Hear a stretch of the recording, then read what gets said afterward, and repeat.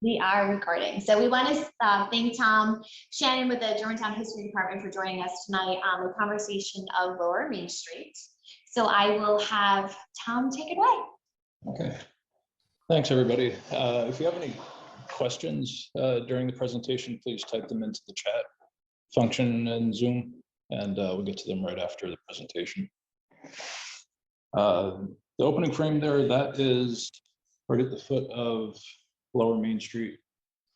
That is the last, I refer to it as the last train station. And I don't know, it's either before, that building moved slightly, and I'll show you some pictures. But that was the last train station on the left there. And the signal tower for Germantown Station was just north of there. It's a small building along the tracks just to the north. There's a bunch of wagons there and horses. There were two rail sidings that kind of backed up, and there's two cars there lined up. The store building all the way to the right in this picture was belonged to a man named Isaac P Rockefeller, and then was later known as Miller and Hover. And some of those buildings you probably no one alive would recognize. I believe one of those was a horse stables and another was a lumber shed. And those are long gone. If I had to guess a date for this photograph, it'd probably be the first decade of the 1900s, somewhere in there.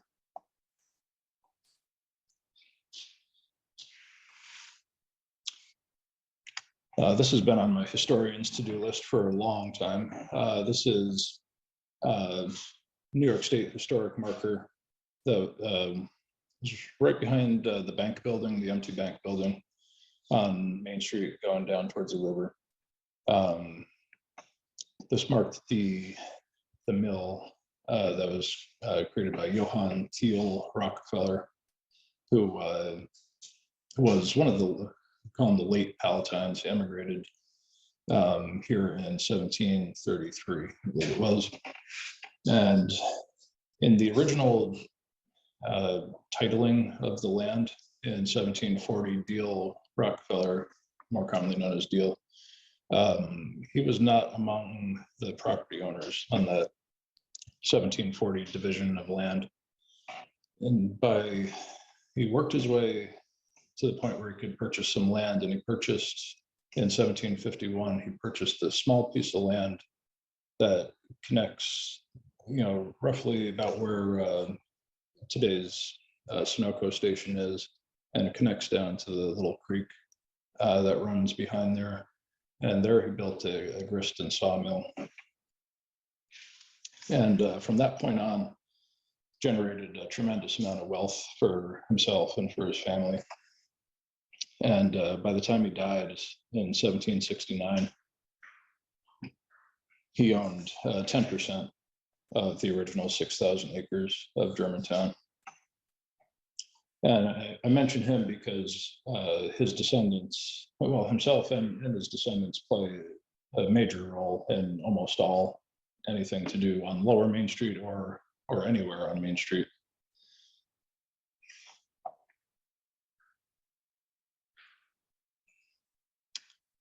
Now, in like I said, Deal Rockefeller was one of the late Palatines, only came to town in 1733. In 1710, when the Palatines first came here, there were 4 Palatine villages. This is the 1850 Vaughan reprint of the 1798 John Megram map. And this is a pretty good representation of the importance of the Palatine villages, or lack thereof. Now, just above where you see grist mill, there's a little creek that leads to the river, and that is what we call today Chevy. In the Palatine era, would have been referred to as Hunterstown. The next one going north was Haysbury, and that's what is now Lower Main Street today.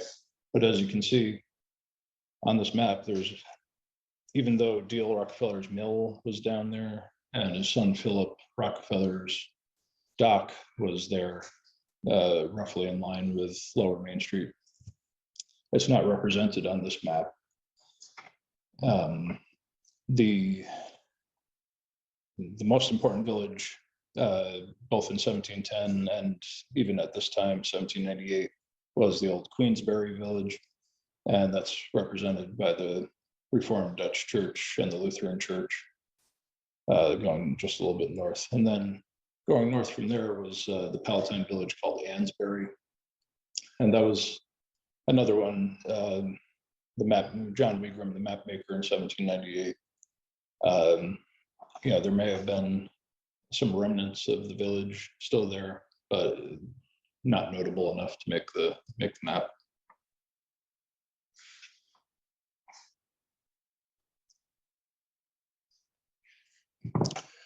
This building, I did a social media post about this a while ago. This is where Stewart's Shops is today. That's Main Street going in the foreground, and today's 9G would be just off to the left of this frame here, and we're looking northeast. And that's the home of Johann Phillip Rockefeller. He's the youngest son of D.L. Rockefeller, Johann T.L. Rockefeller. And that's his house there. That stood until 1911. It was knocked down by one of his descendants, Henry Arthur Lawrence. And Philip Rockefeller is a very notable man in Germantown history. He, as you can see, served on the Albany Committee of Albany County Committee of Correspondence. And that was a body that was set up to mobilize the response to the battles of Lexington and Concord. This is the very beginning stages of the Revolutionary War that Philip Rockefeller and John Courts, who lived in Queensberry, they represented the German camp, as it was called, in the Albany County Committee of Correspondence. Served in the Livingston Manor militia during the Revolutionary War. He was an officer. And according to the Rockefeller genealogy, he's thought to be buried at the First Reformed Cemetery, which is one of the lost cemeteries on Sharp's Landing Road. Philip Rockefeller, he had several nephews and several descendants, all went by Philip Rockefeller, so you really have to be careful when you're researching any Rockefeller with the name Philip in his name, because it's very, very intertwined and very confusing. Philip Rockefeller here also is worth noting. On the 1790 census, he had 6 slaves. And at the time, he had a dock at the foot of Young America Road. I'll show you a picture of it later. Not at the dock, but of the site. And, I don't know who inherited the mill after D.L. Rockefeller dies in 1769, but presumably Philip Rockefeller would have been employing a lot of labor, both at that house there, which was used partially as a store, and potentially at the mill, and also at his dock on the river. That's another little bit crisper shot of that house. That had to have been very close to the time that it was torn down in 1911. There's one more shot of it there. There's a little bit different angle. This is looking kind of northwest.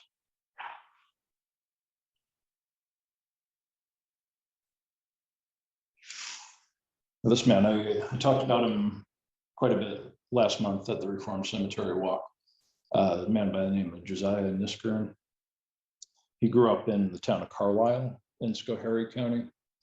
He was a great-grandson of a 1710 Palatine German.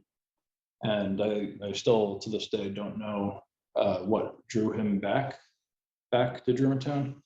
But I think it's just one of the many examples of Palatine descendants who Went out to the Schoharie Valley, out to the Mohawk Valley, and for whatever reason, kinship ties potentially, wound up back in Germantown, back in East Camp.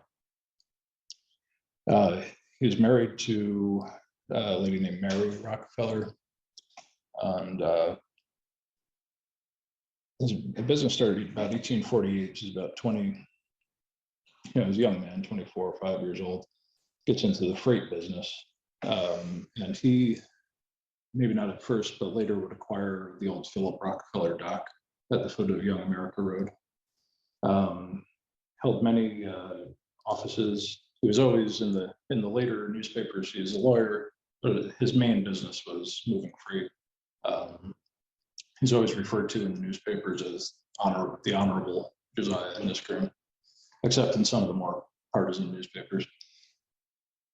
He was a lifelong Democrat, and that's notable because I'll get into some of the naming of the buildings and roads down here off of Lower Main Street in a moment.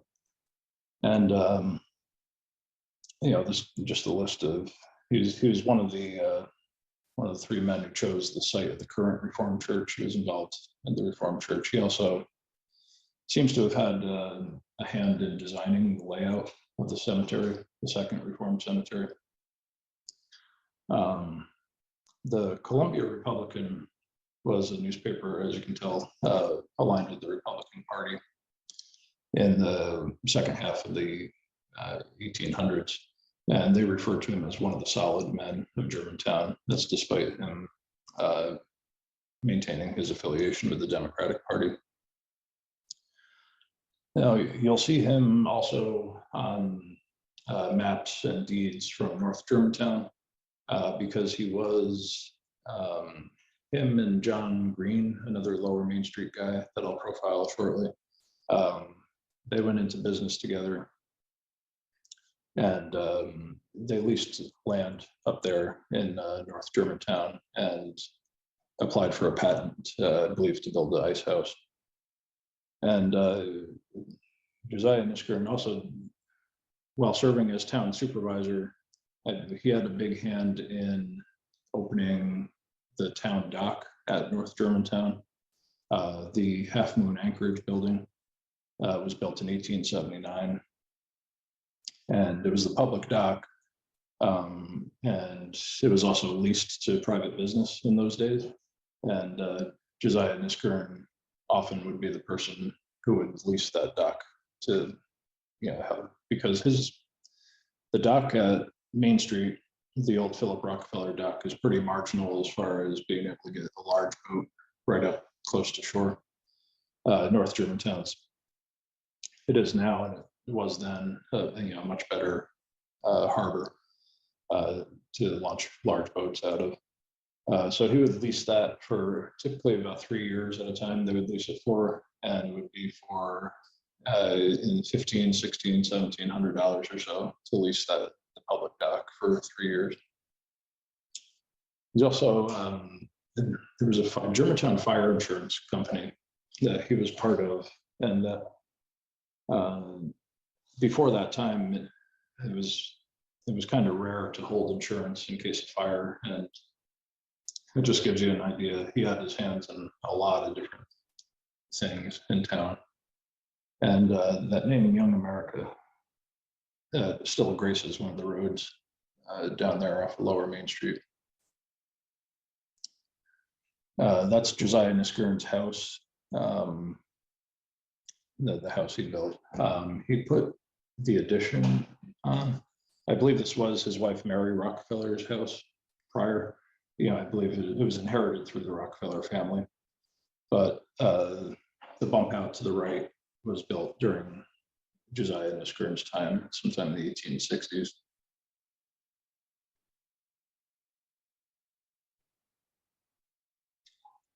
Now, Mary Rockefeller, Josiah's wife, her second cousin, one of her second cousins, was a man by the name of Captain Philip William Rockefeller Jr.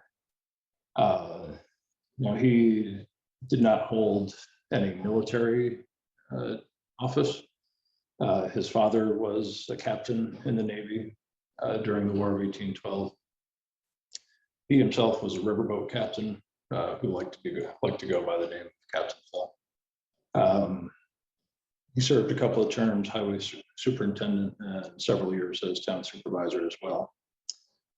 He was heavily involved in town politics, and another gentleman who was a Democrat right from before, during, and after the Civil War.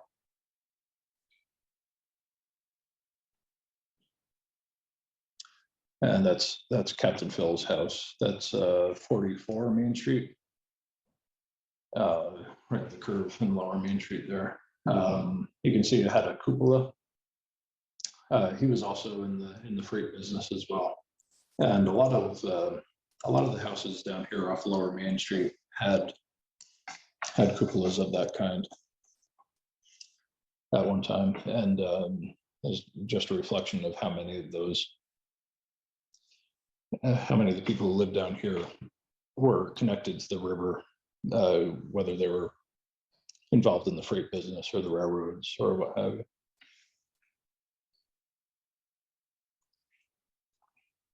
That's one of Captain Phil Rockefeller's sons, a man named Isaac P. Rockefeller. I mention him at this point because he had a store down at the end of Funk Road. It was just north of where Funk Road comes out to the very bottom of Main Street today. It was before Main Street went all the way down. And he was in business with one of his uncles by the name of Edmund Rockefeller. I don't have a photograph of him, but they were in business together. Isaac P. Rockefeller had a store down at the end of Lower Main, right by the train station. And his uncle Edmund had a store right on the corner of Church Avenue and Main Street. It's a very large building. It's where the Finger Insurance Office and the Pocket Park are today. Isaac P. Rockefeller, he was involved in the ice house that was located just south of Lower Main Street, between Lower Main Street and Chevy. He was involved in the company that was in charge of that ice house, but he is primary owner of what we call today the fire pond, and ran the ice house up there for many years as well. Now that, to get back to Captain Phil, his father, that building there was built in 1864 by Captain Phil, with the purpose being it was called Riverside Seminary, and it was meant to be a private primary school, elementary and high school. And it was, the principal of the school was a man, the last name Shemmerhorn. He was an ordained,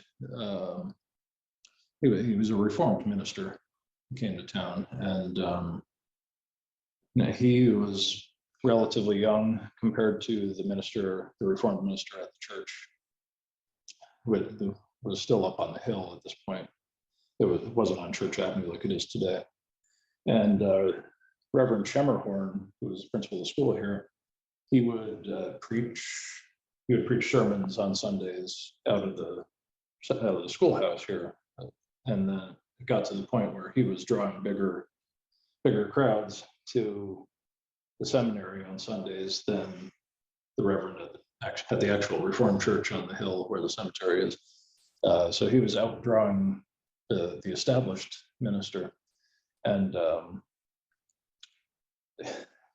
you'll see here, it's unfortunately very small, but you can see at the bottom the sign, the Friends of Justice. And this is just an incredible vitriolic broadside that was posted on not telephone poles, but posted around town, trees and around the stores, and basically character assassination of Reverend Shemmerhorn at the seminary. And as a result of this, Reverend Schemmerhorn was chased out of town, and the school was closed down just 3 years after it opened.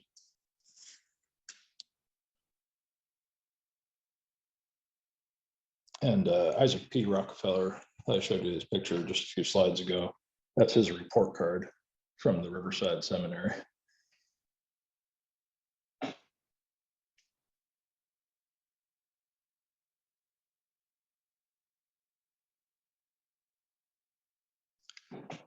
So Captain Phil had a big, huge building originally for a school, and nothing to occupy it. So he converted that building into what was called the Mountain View House, which is a resort hotel.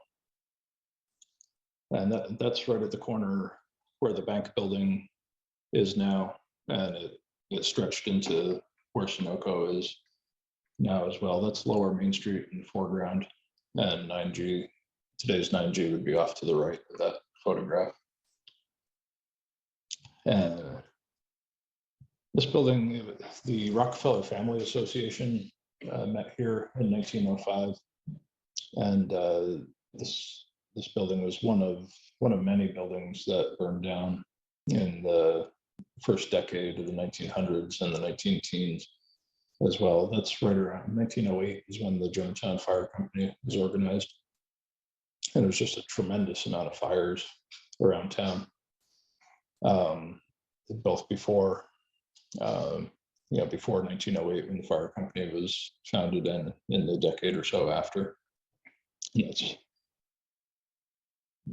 That's a picture of what was left after the fire in early 1910.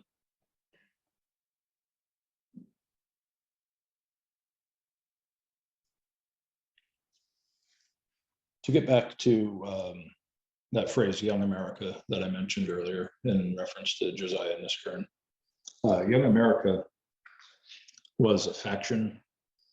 Well, it was a faction of the Democratic Party in a couple decades before the Civil War broke out. And the people that made up Young America, they tended to want a little bit different program than the previous Democratic leaders wanted. The party of Andrew Jackson and Martin Van Buren were, they wanted a decentralized government. They didn't look too kindly on the government, the federal government, using its financial heft to build roads or dig out harbors or anything of that nature that would assist in the commercial development of the young United States. And this faction of the Democratic Party was very much for using the financial heft of the federal government to assist commercial enterprise. They were also very pro international diplomacy, particularly in regard to the revolutions in continental Europe in the late 1840s. They were very much in favor of that, and in favor of mobilizing aid to the revolutionaries in any capacity.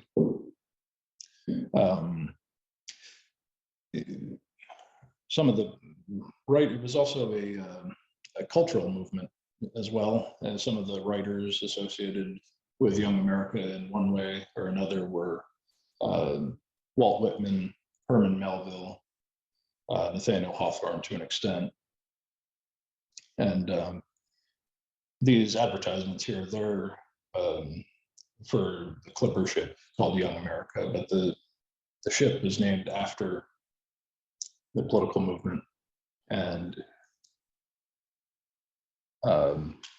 it would come to be a hotel at the bottom of Young America Road. I'll show you a picture here in a moment.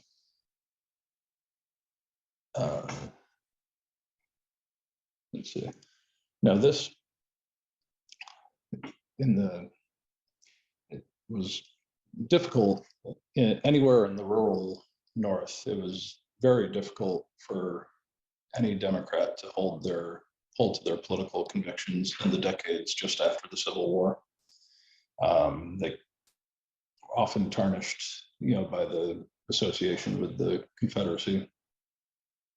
But this is a very vituperative take on Josiahniskaran. This was ran in the Columbia Republican, so it's a bit slanted, but it does get to the point of it was pretty unique for Josiahniskaran and Captain Phil Rockefeller to hold to their guns and remain in the Democratic Party in the decades after the Civil War.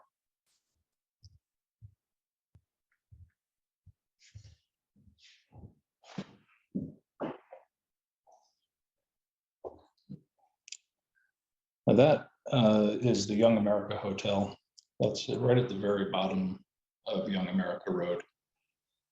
Well, that was built in the 1870s, possibly 1880s. The first map that it shows up on is 1888, the 1888 Years Atlas map. But it's referenced earlier than that. There was a man named George Rockefeller, I believe was a relation to both Captain Phil and Josiahniskaran. And just like the clipper ship, the hotel here, Young America, was named after the political movement. And I think Captain Phil may have had a hand in assisting the construction of this building.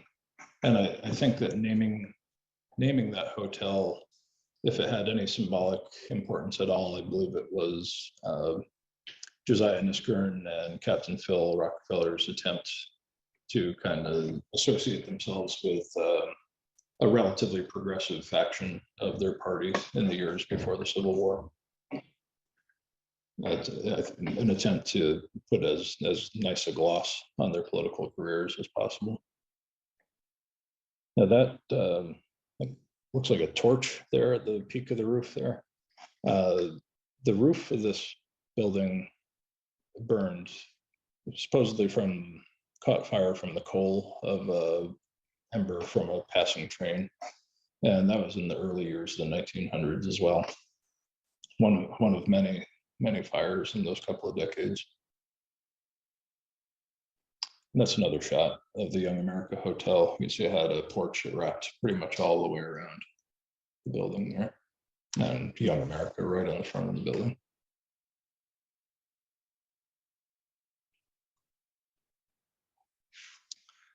Now this was the first train station down at Lower Main Street.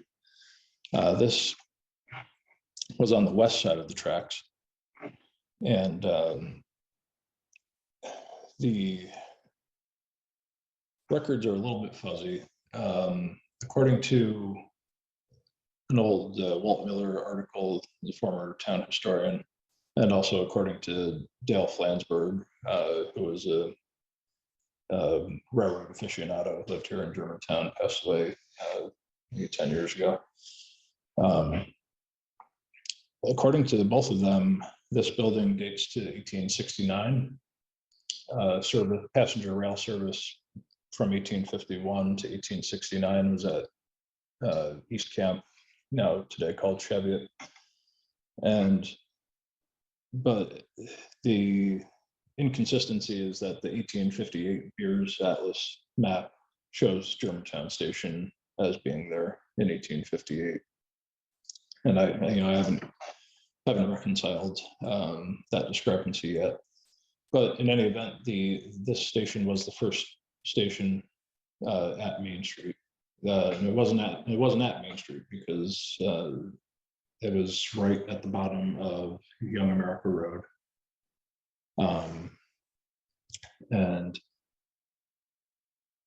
at this time when the station was built, Lower Main Street was just a ramrod straight east-west road, just went straight down to the river, followed the path of today's Young America Road. There was no Funk Road. There was no lower half of Lower Main Street. The whole curve is newer than the station.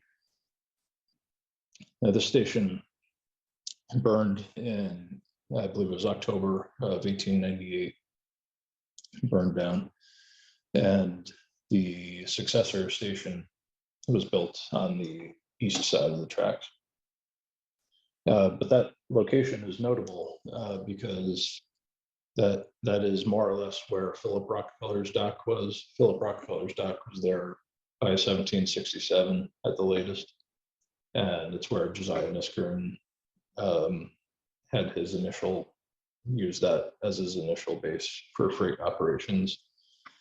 Niskaran was instrumental in bringing the station up to Main Street, whether it was 1850s or 1860s.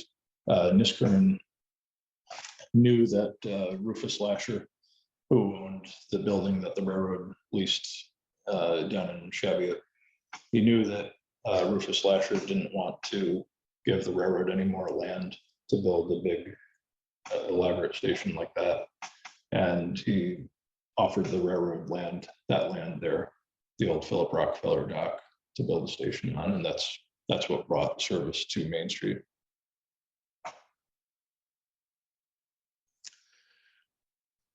Well, that photograph there, that's of Isaac P Rockefeller store on the right there. That in later years, that'd be known as Miller and Hover.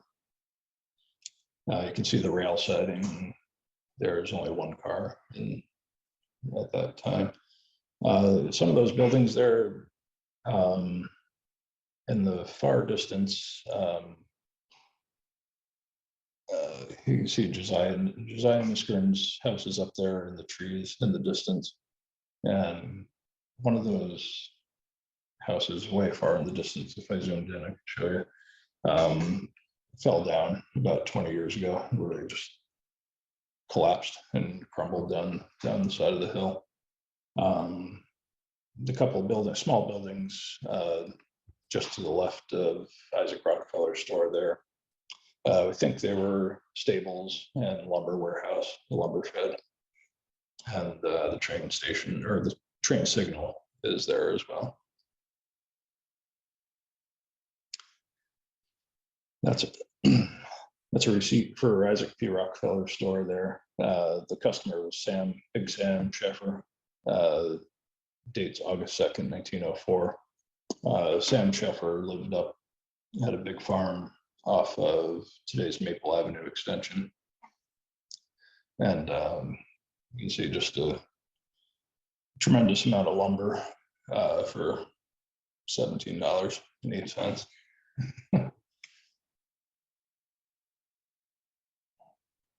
Okay, now this is a map here. This shows, like I said, the original Lower Main Street. It wasn't called that. A lot of times these roads wouldn't have names at all. Giving every single road a name is an automobile era thing. But that's the original road off to the left, went directly down to Philip Rockefeller's dock, and then later the first train station. This map is, I don't have a date on it, but it can't be any newer than 1898 because it shows the location of the successor train station just east of the tracks. But you can see the new road is Funk Road there on the right.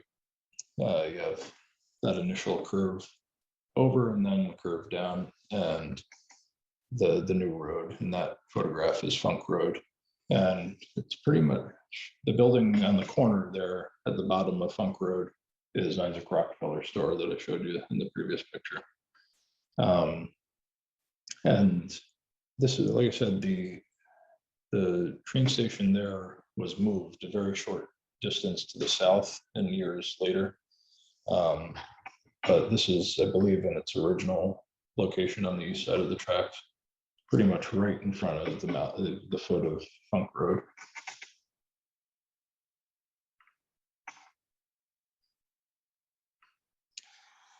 And now, another notable building still there is the Germantown CoOp. This building, I'm told, dates to 1906 or so. And this was the farmers of the area got together and built this as their cooperative. It was right on the train station. But one of the notable things is even well into the 20th century, it was more popular and cheaper, presumably cheaper, to ship produce from one of the boat wharfs, either Chevy or North Germantown. Both of those docks handled a lot more agricultural produce than the train station did, even 10, 20, 30 years into the 20th century. And even with the cooperative here, it was still cheaper to ship by boat than it was to use the train. Oftentimes farmers would use the train service for more fragile fruits like cherries, raspberries, blueberries, stuff like that. Anything that could spoil relatively quickly would be shipped by the express train to New York. Anything like apples, anything a little bit more durable, it's not going to spoil in a few days, could be shipped by boat, much cheaper.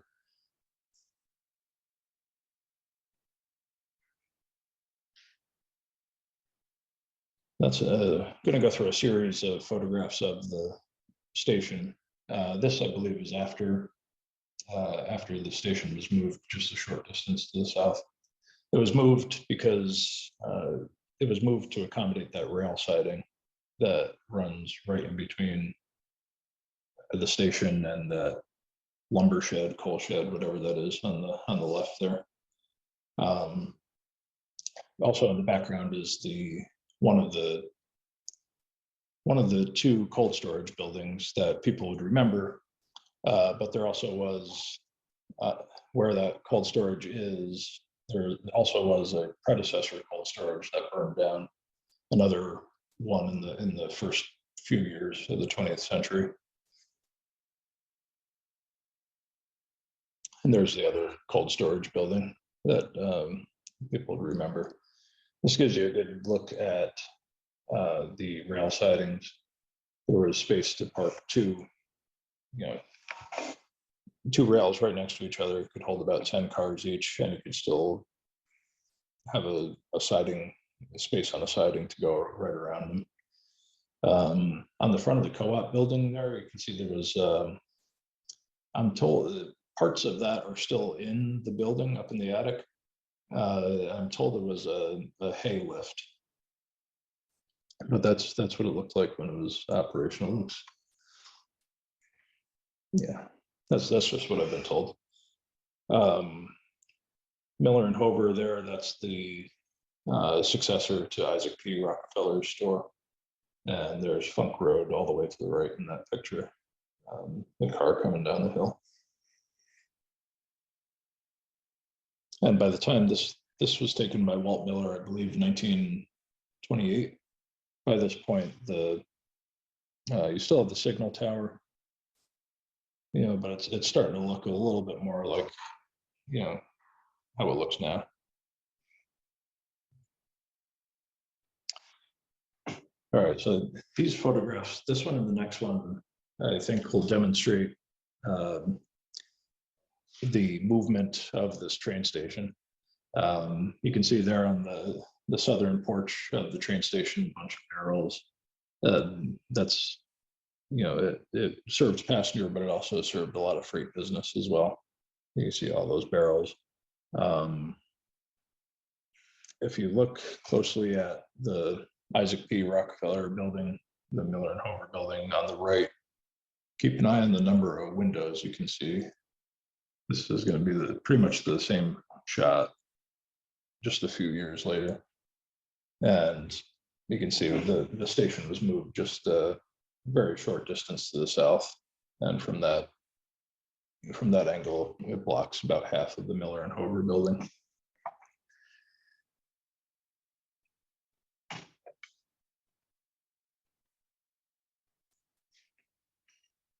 And there's another shot there. In that era, it says IP Rockefeller and Son on the Isaac Rockefeller store.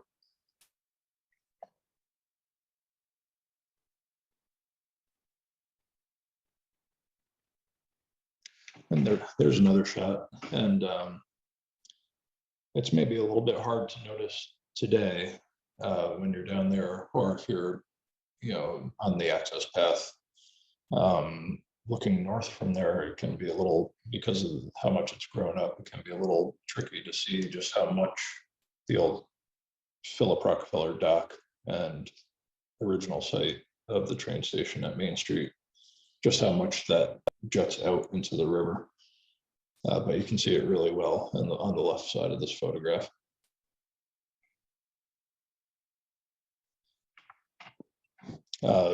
Photograph, like so many other old photographs taken by Court Myers. And you see the flowers there. The New York Central Railroad would send out what they call them flower gangs, and it would just be a team of gardeners who go around and plant shrubbery and flowers and at every train station in their whole system every springtime.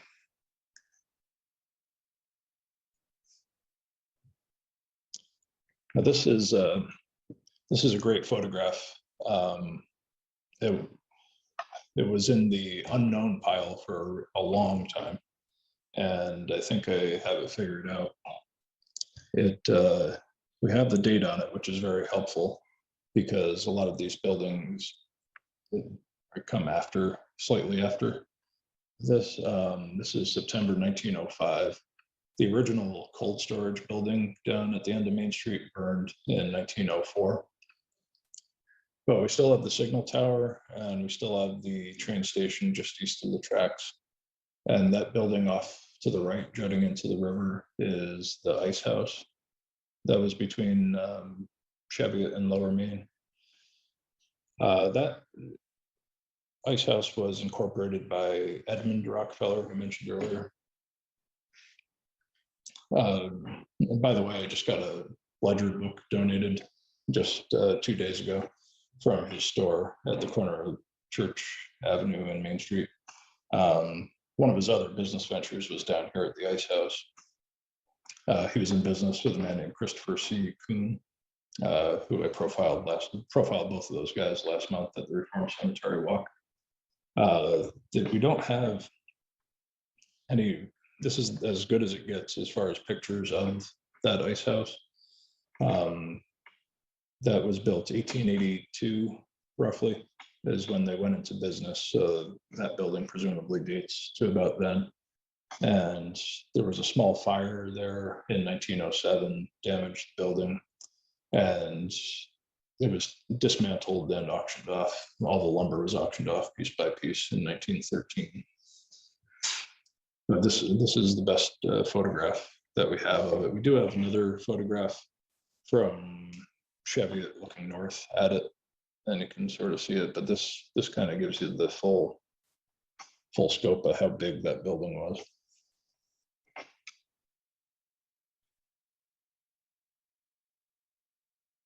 And there's just a good shot of a snowstorm on Lower Main there. The Miller and Hover, Isaac P Rockefeller, later Miller and Hover store just behind the train.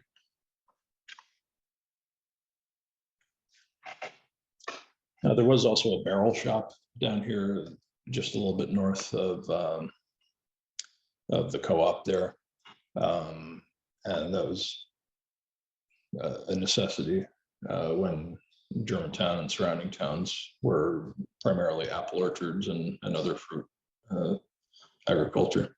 Barrels were a necessity, and it was a big undertaking. It kept many people occupied. That's also a good shot of whether it's a hay elevator or what it is on the side of the co-op building there.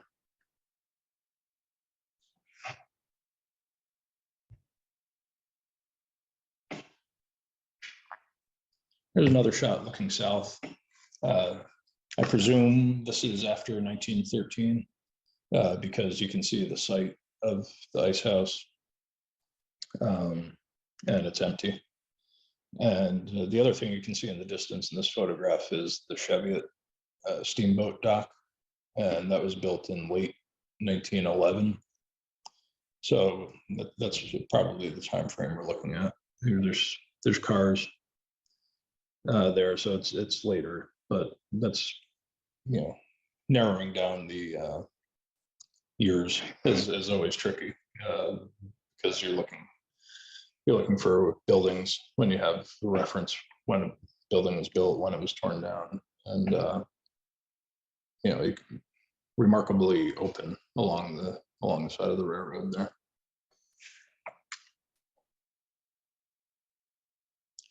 Now that cold storage building that's still there today, the big brick building, was the successor to the original cold storage down at the end of Lower Main.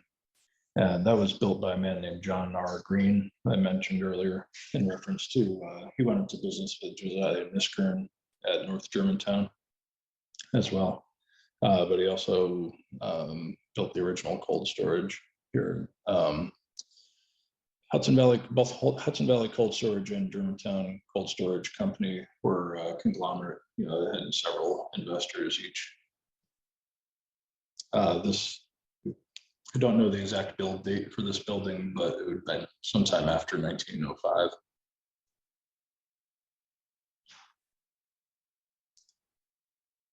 There's another shot of the railroad station, just east of the tracks.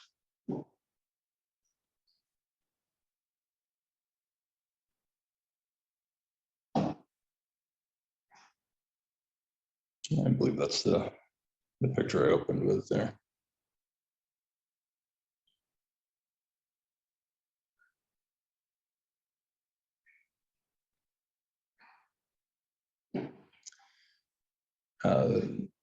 So for houses on Lower Main Street that I have old photographs of, I'll show a few of those now.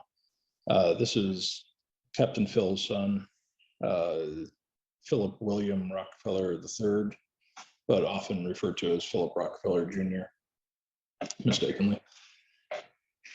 His house here still stands on Lower Main Street. The porch is a little bit different, but still recognizable.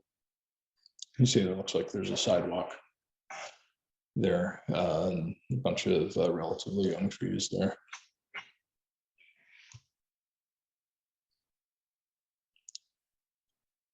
These, you'll notice if you're looking close, you'll see Lawrence Brothers in the bottom corner there. And I think these were a series of postcards that the Lawrence brothers, Henry and Lyle, were selling in the early 1900s.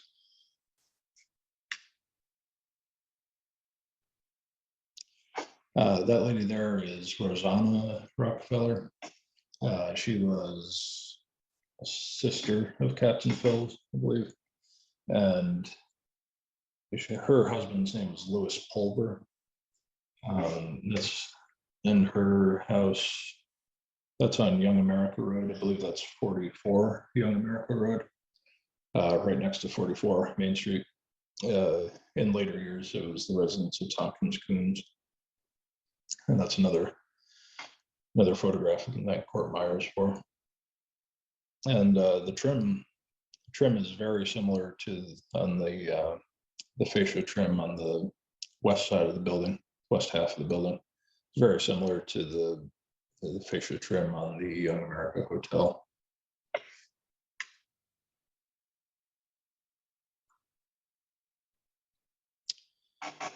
Now this map here, this is,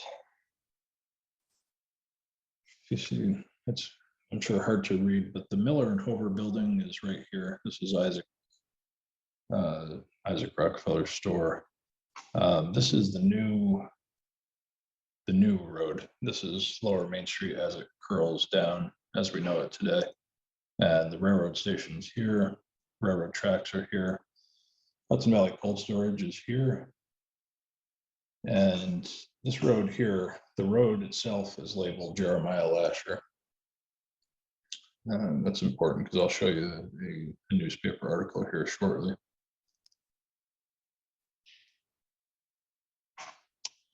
a new private road being built, which may lead to something.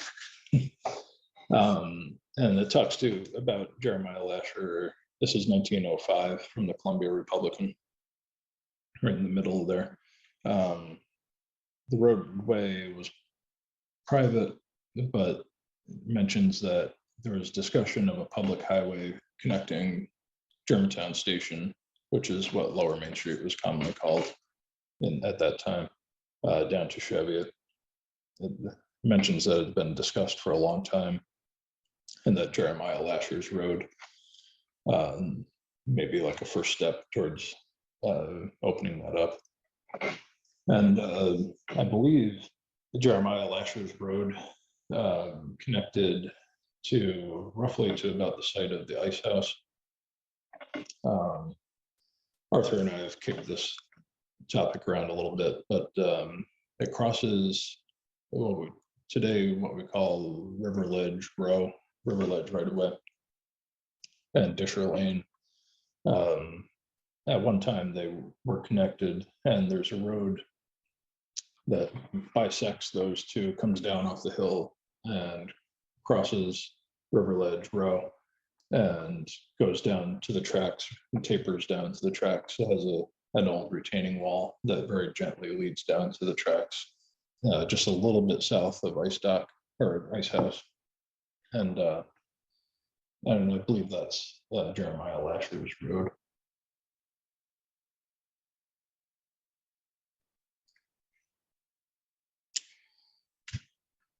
This map, my apologies for including this map. This one's a little tough to read at this scale. But here, this is, well, it's labeled Road to Old Depot. This is today's Young America Road right here. And current Lower Main Street. And then down Funk Road is right here. Yeah, we got the station here. My apologies, it's got to be impossible to read.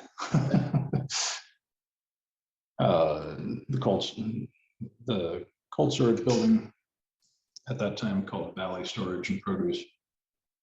This is later picture. This is into the 1950s.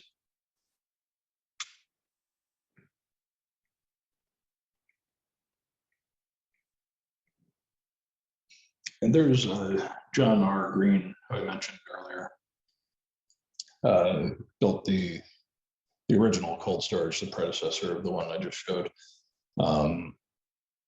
He lived down, his house is still on Lower Main Street. I just don't have any old photographs of it that I know of. But he served briefly in the Spanish-American War, and that's where the uniform comes from. And he erected the World War I monument, and his name is there. It's in Palatine Park now, but this was put up in the spring of 1919, and it was on Lower Main Street, right next to John Green's house. There was really no parkland in Germantown at that time, so if you wanted to put something like this together, you had to find a place, and it was on right in the yard of John Green's house. That's off to where the cars are parked there. That's today's Lower Main Street, and in the foreground is what it's now closed off, but that's where Funk Road, the northern, the eastern end of Funk Road came out. The upper end of Funk Road come out. The original reason for Funk Road existing was a way to get directly down to the station after it moved to the east side of the tracks after 1898. And that monument there, that's the dedication in spring of 1918. Interesting thing about that monument, I'm not sure if you can see it today on the monument, but you see one of the names there is blacked out. And the names that are blacked out on that monument represent the three men who died in World War I from Germantown.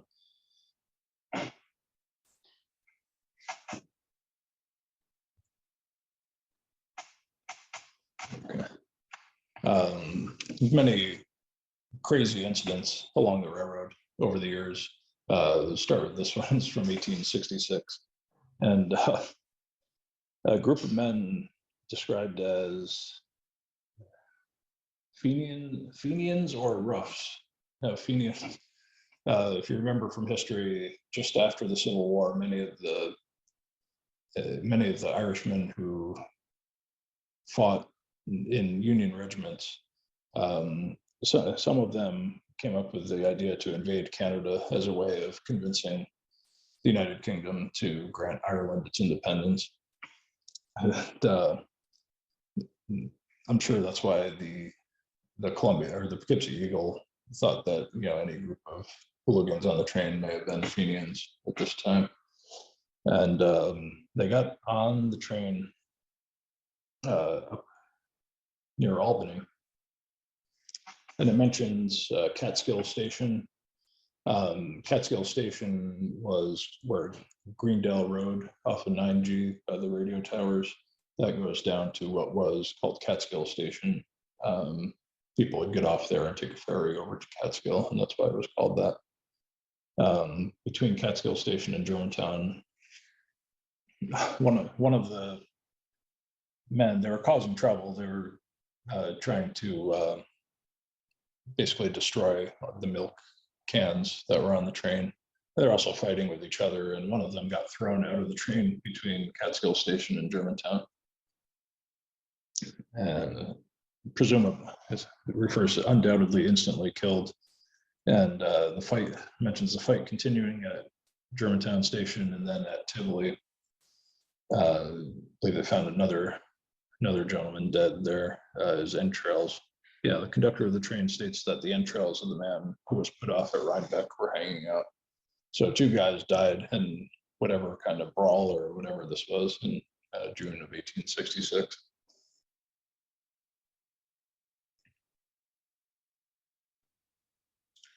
This is another tragedy here. Young man, no first name given, but the last name is Reifenberg, from Tivoli, attempted to cross the tracks at Germantown Station and was killed by a so-called light engine came along and struck him just after. This was pretty common incident back then. One train would go by and the person would expect the tracks to be clear, but then another train came by. And I don't know the name of that gentleman, but I'm sure we could figure it out if we look back through genealogical records.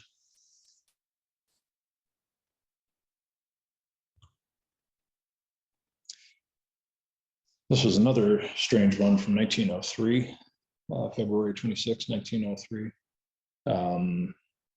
A man in charge of keeping the potatoes on a freight train from freezing.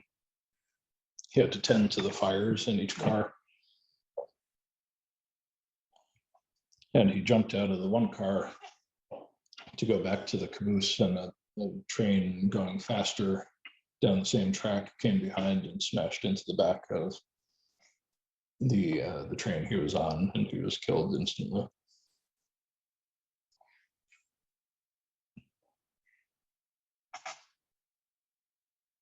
And now that you see that the section foreman here mentioned here, named Herman Miller, he was a Chevy, a gentleman from Chevy, was in charge of the stretcher track in Germantown, and probably a little bit in either direction.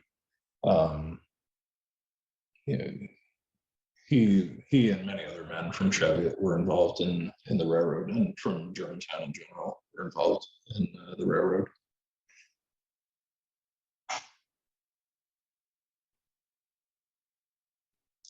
And the last big tragedy, Germantown Station's March 15th, 1917. And so this newspaper gives a couple of alternatives. It reports the scenario they think happened, and then down at the bottom offers an alternate explanation. The scenario that they led with was that these relatively experienced railroad guys, 62, 45, and 49 years old, had sat down on the track, one of the tracks, to have lunch, and were hit by a southbound express train. The three guys who died were Clinton Miller, Curtis Rockefeller, and Herman Miller. I believe all of Chevy. And yeah, regardless of what happened there, that was the last big tragedy at Germantown Station.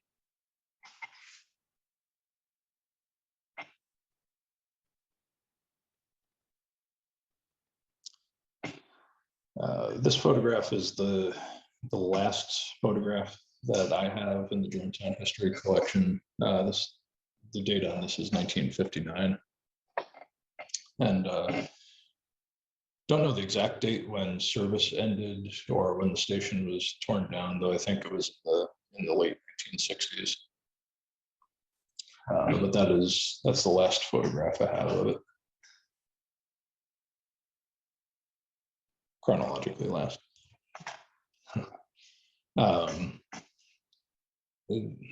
These donated recently, the image is donated recently from Dennis Crawford. This is there's a pretty big train derailment in November 1971. There were something like 10 cars out into the river right at Lower Main Street and stretching up to where Crawford Lane is today. And you can see they had to bring cranes in. It was a big effort to pull all these cars out of the river. You can see just how crunched up that freight train got.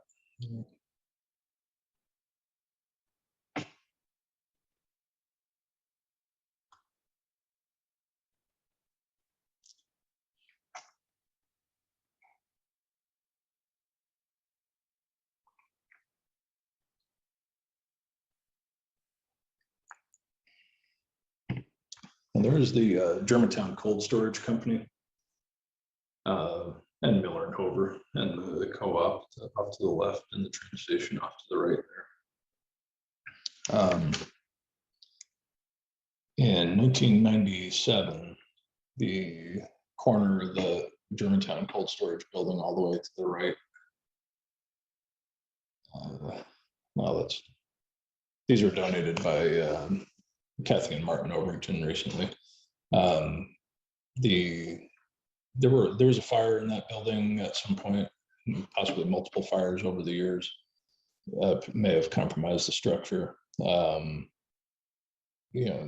roof may have been leaking. This building was derelict for a while, leading up to its partial collapse in 1997. The neighborhood around all Lower Main Street in Young America was evacuated. There were fears that the tanks in that building may have had ammonia or freon, or that could have potentially impacted the health of the local residents. So everybody on Lower Main Street or Young America was asked to evacuate or sign a waiver. If they didn't want to stay, they had to sign a waiver saying that they're aware of the risk. And as it turned out, according to the papers and reports at the time, the tanks were found empty. The person who owned that building when it collapsed, believed declared bankruptcy. So it fell to the town of Germantown to contract with a company to tear down the rest of that building before it fell down on its own. And it took a while. The company that was hired to take down the building was a salvage company, and they took it down very slowly and methodically, piece by piece, and tried to salvage as much of the steel steel and brick and everything else involved in the building.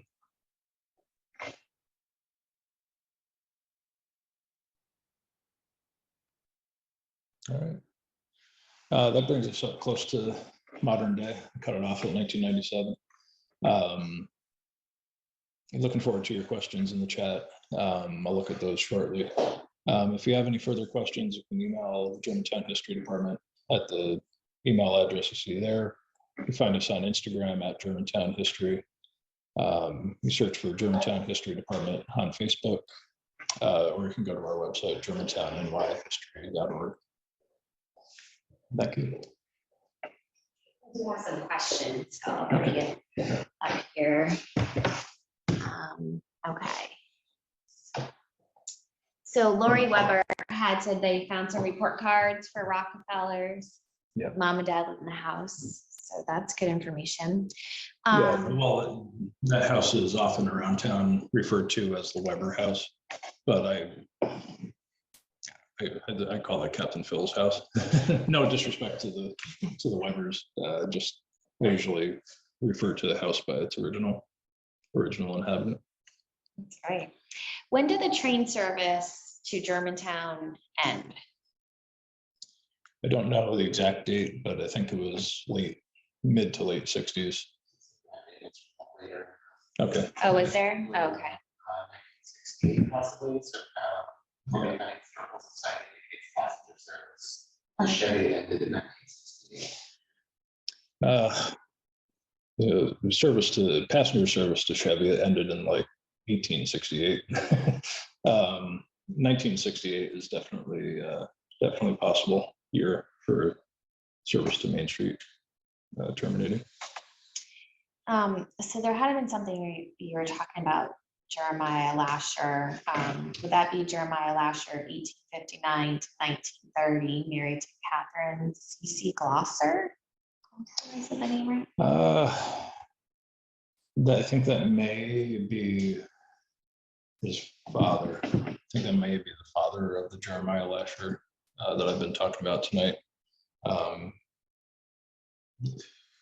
The Jeremiah Lasher I was talking about tonight is a relatively young man in 1905. They referred to him building that road around the perimeter of his father's farm fields, which I believe he may have owned the corner that Baxter's gas station was on, and is currently Extramart.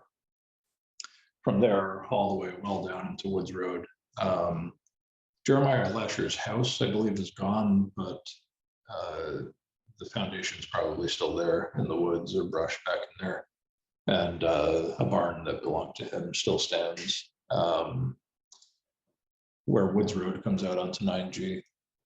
Just a little bit down the hill to the west of there, you'll see an old barn with a slate roof, and that belonged to Jeremiah Lasher. And do you have any information on Marcus Marks Lasher from 1751 to 1829? No, I don't, but we do have a very good Palatine German research collection here at the Germantown Library now. We did the history department in the library recently collaborated and were able to acquire, along with the New York State Palatines to America chapter, we're able to acquire Henry Z. Jones Jr.'s research collection.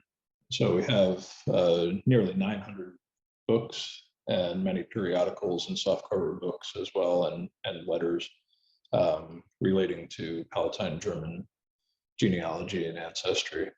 And it's possible you may be able to find that person who you're looking for here at the Germantown Library.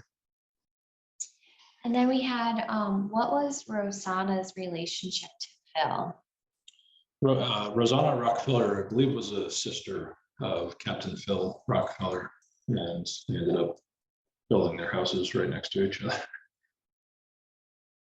I think that. And it's kind of funny because the one house is 44 Main Street and the other house is 44 Young America Road, and they're right next to each other. And I think they still get each other's mail to this day. Well, that's great. Any other questions? If I miss anything in the chat, please, I think I got everybody, so just make sure. Oh, and if you want to unmute yourself and ask a question directly, please do so. But I do have a list of names to draw for my first set of winners too. So what we did was, and we'll do it again next time as well. So it's Tuesday, March 15th at 6:30 p.m. is the Palatines Descendant Talk. We did have to adjust the date. But in the beginning, we asked everyone to list a name in the chat. So those participants, I have put up their names in CoOp, and I'm drawing the name. And we have Barbara Lasher, who is our winner for tonight. So Barbara, I know where you are. I'll find you. So Barbara's gonna get a $10 gift card to Autos. So we'll do it again next time. Just we're gonna ask you guys some history questions back in, and then I'll draw my winners for tomorrow after the snowstorm. We'll see how many inches we're getting. But so again, next month, Tuesday, March 15th at 6:30. The flyer is going to go up this weekend for our next event. I think I had a couple, let me make sure. That'll be next month. I'll be talking about some of the more famous people, many of whom are pretty notable in general American history, who can trace their ancestry back to the 1710 Palatine migration. Many of them right to East Camp, which is now Germantown. Video of this should be next week. From this time and last time. So the next, so last month we did the Reformed Church. So that video will go up by next week. And so will the Lower Main Street one. So those links will be on our website. We did have an interest on Facebook. Someone did a question or ask us if the video is going to go on YouTube. So I will follow up with that person as well.